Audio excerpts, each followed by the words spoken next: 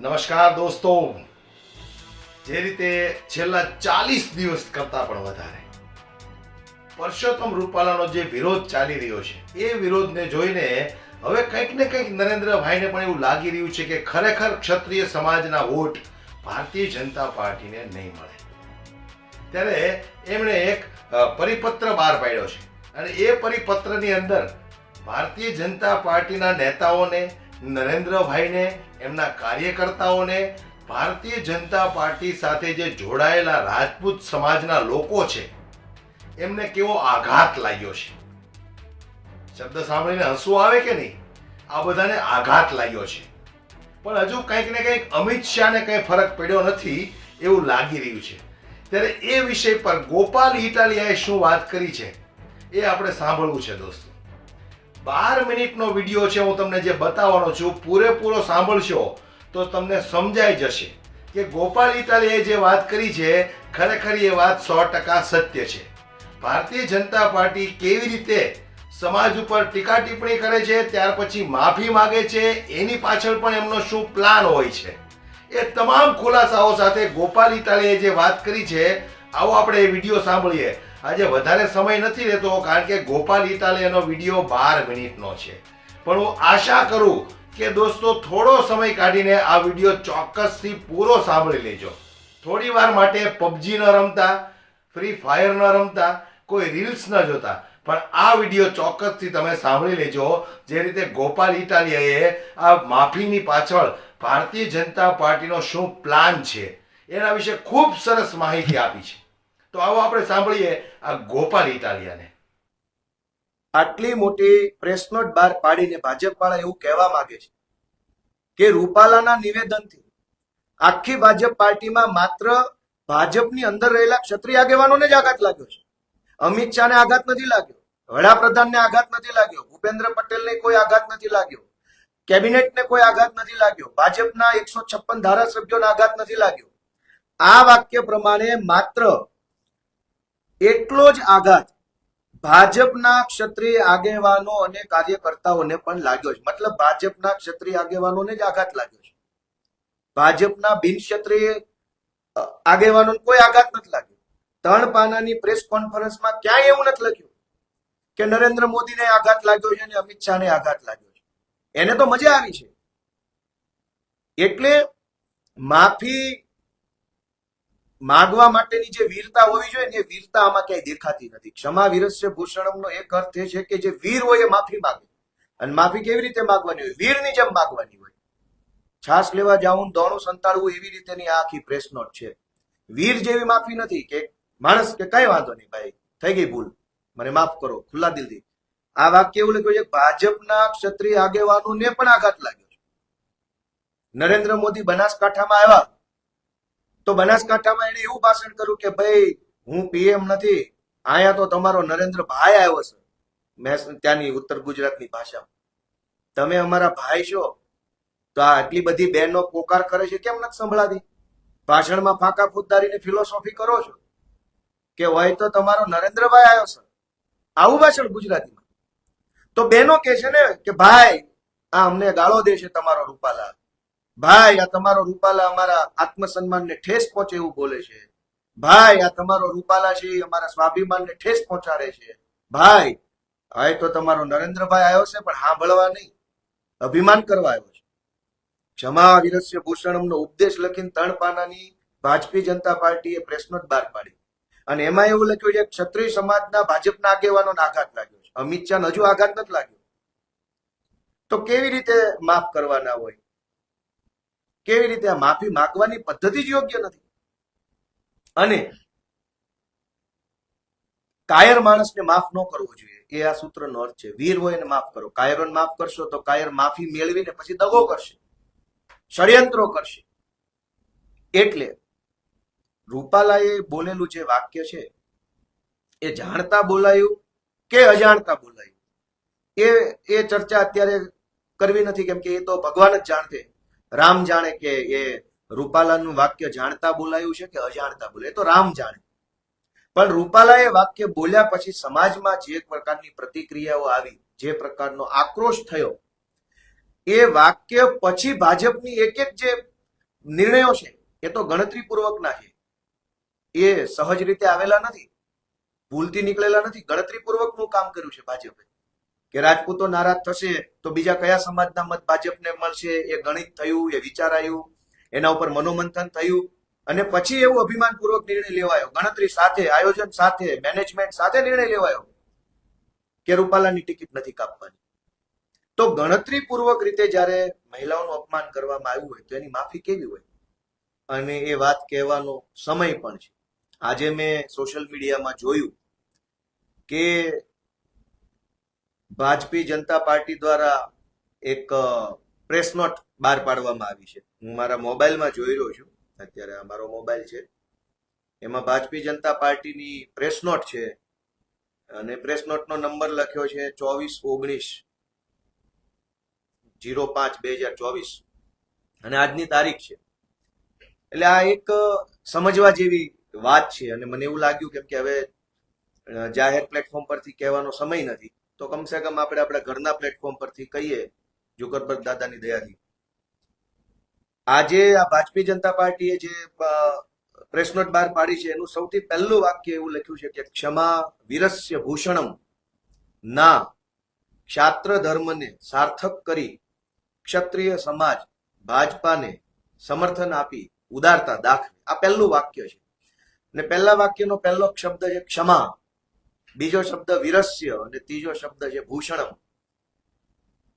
તો આ તો આપણે વર્ષોથી સાંભળતા આવેલું વાક્ય કે સૂત્ર કે વિચાર છે અને માત્ર ક્ષત્રિય સમાજ જ નહીં, માત્ર ગુજરાત જ નહીં, માત્ર ભારત જ નહીં, દુનિયાની દરેક પરંપરાઓમાં ક્ષમાને બહુ મોટા સદગુણ તરીકે સ્થાન આપવામાં આવ્યું છે. દુનિયાની દરેક પરંપરા છે એ ક્ષમાને સૌથી મહાન ગુણ માને છે.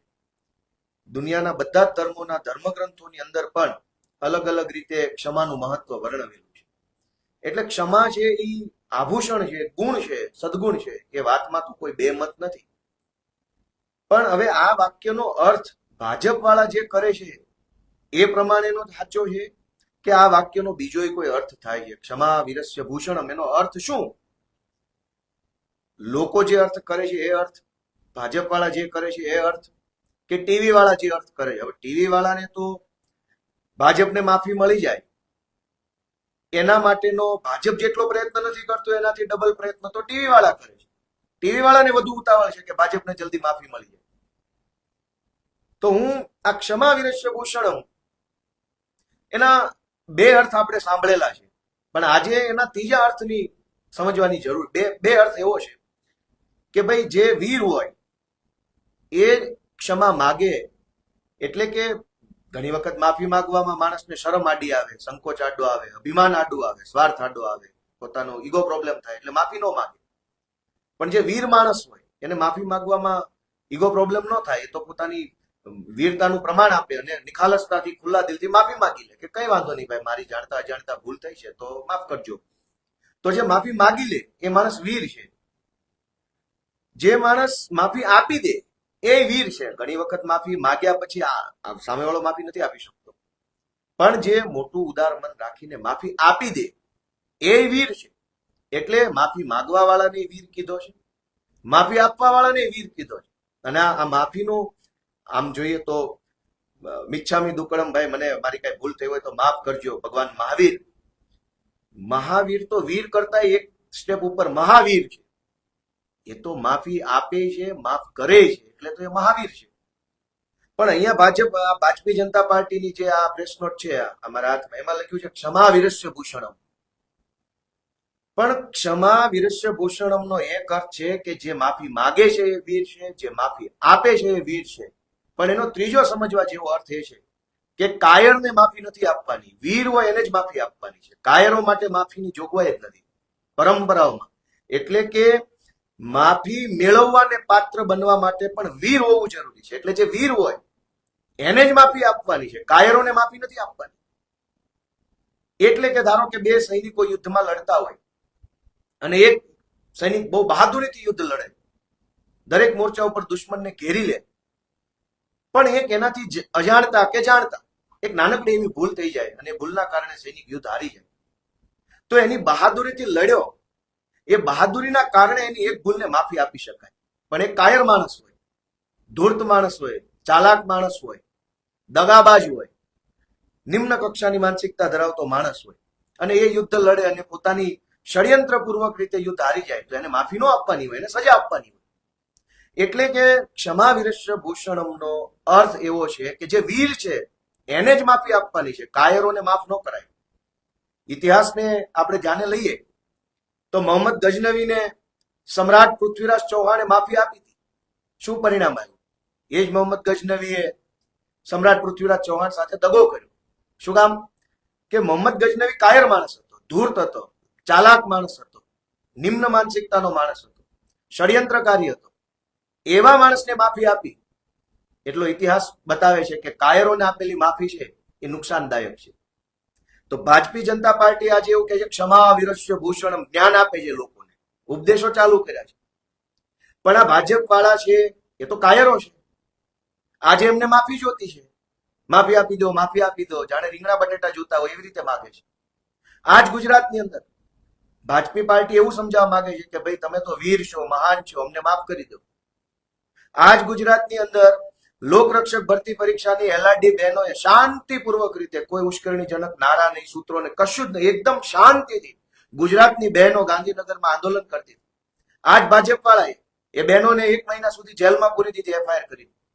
ત્યારે તમને ભાજપ વાળાને યાદ ન આવ્યું ક્ષમા વિરસ્ય ભૂષણમ, આપણી બહેનો છે, આંદોલન કરે છે, માફ કરો એમને. ત્યારે તો તમે બહાદુરી બતાવવા નીકળી ગયા બહેનો ઉપર, એફઆઈઆર કરી, 1 મહિનો બહેનો જેલમાં પૂરી દીધી. તમને ત્યારે સૂત્ર યાદ ન આવ્યું કે ક્ષમા વિરસ્ય ભૂષણમ, તમે વીર છો, સરકારમાં છો, બાહુબલી છો, શક્તિશાળી છો. ત્યારે તમારી જવાબદારી હતી કે માફ કરી દેવા જોઈએ. ત્યારે તો તમે માફ ન કર્યા. આજ ગુજરાતની અંદર એલઆરડી પરીક્ષાની અંદર યુવાનો એકઠા થયા ગાંધીનગરમાં, તમે એમની ઉપર એફઆઈઆર કરીને હજારો છોકરાઓને જેલમાં પૂરવાનું કામ કર્યું. ત્યારે તમને સૂત્ર યાદ ન આવ્યું કે ક્ષમા વિરસ્ય ભૂષણમ, ક્ષમા ગૃહમંત્રી છે ભૂષણમ, ક્ષમા મુખ્યમંત્રી છે ભૂષણમ. તમને ત્યારે તો દાદાગીરી સૂજી. આજ ગુજરાતની અંદર બિન સચિવાલય ભરતીનું પેપર ફૂટ્યું, એના વિરોધમાં જે છોકરાઓ આંદોલનમાં શાંતિપૂર્ણ રીતે બેઠા એમની ઉપર તમે લાઠીચાર્જ કર્યો, ધોકાવીને માર્યા એમને. ત્યારે ભાજપ વાળાને ક્ષમા વિરસ્ય ભૂષણમ યાદ ન આવ્યું. આજ ગુજરાતમાં મહુવાની અંદર જે નિરમા કંપની જમીનનું અધિગ્રહણ કરે છે એની સામે ત્યાંના સ્થાનિક ખેડૂત આગેવાનો, ખાસ કરીને કોળી સમાજની બહેનો આંદોલન કર્યું, શાંતિપૂર્ણ આંદોલન. ગામડાની ગરીબ પરિવારની શ્રમિક વર્ગની બહેનોએ હજારોની સંખ્યામાં એકઠા થઈને ખાલી મોરચો કાઢ્યો. એની અંદર હથિયારો નહોતા, સૂત્રો નહોતા, આક્રમકતા નહોતી, બસ પોતાનો અધિકાર બચે એના માટે એક મોરચો કાઢ્યો. આજ ભાજપની સરકારે 100 કરતા પણ વધુ બહેનો ઉપર 307 જેવી ગંભીર કલમો લગાડીને ભાવનગરની જેલમાં 1.5 મહિના માટે બહેનોને પૂરી દીધી. ત્યારે ભાજપ વાળાને એવું યાદ ન આવ્યું કે ક્ષમા વિરસ્ય ભૂષણમ, ભાઈ બહેનો છે, માફ કરી દો, આપણી જ બહેનો છે, આપણી દીકરીઓ. ત્યારે તમને ક્ષમા અને આ બધા સૂત્રો યાદ ન આવ્યા. આજ ગુજરાતની અંદર ચૈતરભાઈ વસાવાના ધર્મપત્ની કે જેને રાજકારણ સાથે કઈ લેવા દેવા નથી, એને આજ ભાજપ વાળાએ 3 મહિના જેલમાં પૂરી દીધા વગર વાંક ગુનાએ. ચૈતર વસાવાને દબાવવા અને ડરાવવા માટે ચૈતરભાઈના પત્નીને જેલમાં પૂર્યા. ત્યારે ભાજપી પાર્ટીને યાદ ન આવ્યું કે ક્ષમા વિરસ્ય ભૂષણમ, ભાઈ બહેનો ઉપર અત્યાચાર ન કરો, બહેનોને ક્ષમા કરો, માફ કરો. આજે હવે આ પ્રેસ નોટો જાહેર કરી અને ગામને છેતરવા નીકળ્યા. આ પ્રેસ નોટ ભાજપી જનતા પાર્ટીએ બહાર પાડી અને પહેલું વાક્ય ક્ષમા વિરસ્ય ભૂષણમ. કોને ઉપદેશ આપો, કોને જ્ઞાન આપવા નીકળ્યા? આજે તમને ચૂંટણી હારી જવાનો ડર લાગ્યો એટલે ક્ષમા વિરસ્ય ભૂષણમ. ઓહો, મહાજ્ઞાની. જે દિવસે તમારે બીજાને માફ કરીને તમારી વીરતાનું પ્રમાણ આપવાનો સમય હતો ત્યારે તો તમે દાદાગીરી કરી, ગુંડાગીરી કરી, લુખ્ખાવેડા કર્યા, પોલીસનો દમન કરાવડાવ્યું. સાણંદની અંદર ખેડૂતોએ મોરચો કાઢ્યો તો મને યાદ છે 2017 ની આસપાસ. નિર્દોષ ખેડૂતો પર લાઠીચાર્જ કરાયો આજ ભાજપની સરકારે. ત્યારે તમને નિર્દોષ ખેડૂતોને ધોકો મારવામાં મજા આવતી. આજ સમાજ જયારે તમારી વિરોધમાં છે તો તમારે ક્ષમા જોતી છે. અને પાછું કેવી રીતે જોતી છે કે અમે તો ગુનેગાર, ગુંડા, બદમાશો છીએ, પણ તમે મહાન છો એટલે અમને માફ કરી દો. આવી રીતે ભાજપે માફી જોતી છે. તો તમારે, મેં કીધું એમ, ક્ષમા વિરસ્ય ભૂષણમનો અર્થ એ થાય છે કે જે વીર છે એને જ માફી આપવી, કાયરને માફી નહીં આપવાની. મોહમ્મદ ગજનવી કાયર હતો, પૃથ્વીરાજ ચૌહાણ સમ્રાટે એમને માફી આપી તો શું પરિણામ આવ્યું? આજ જો સમાજ કાયર ભાજપ વાળાને માફી આપશે તો પરિણામ ખરાબ આવશે. માફી આપ્યા વગર લડી લેશે તો જે ઈશ્વરે ધાર્યું હશે, ભગવાને ધાર્યું છે થશે, પણ કાયર માણસને માફી ન આપવાની હોય. ક્ષમા વિરસ્ય ભૂષણમનો અર્થ એ છે કે જે વીર છે એ જ માફી મેળવવાને પાત્ર છે ને એને જ માફ કરવો જોઈએ. કાયરોને, ચોરોને, ધૂર્તોને, ભ્રષ્ટોને, લુખ્ખાઓને માફ ન કરવા જોઈએ. આ ઇતિહાસનો મેં દાખલો આપ્યો. બીજું કે ભાજપી જનતા પાર્ટીની આ જે પ્રેસ નોટ છે એમાં બીજા પેરેગ્રાફમાં લખ્યું છે કે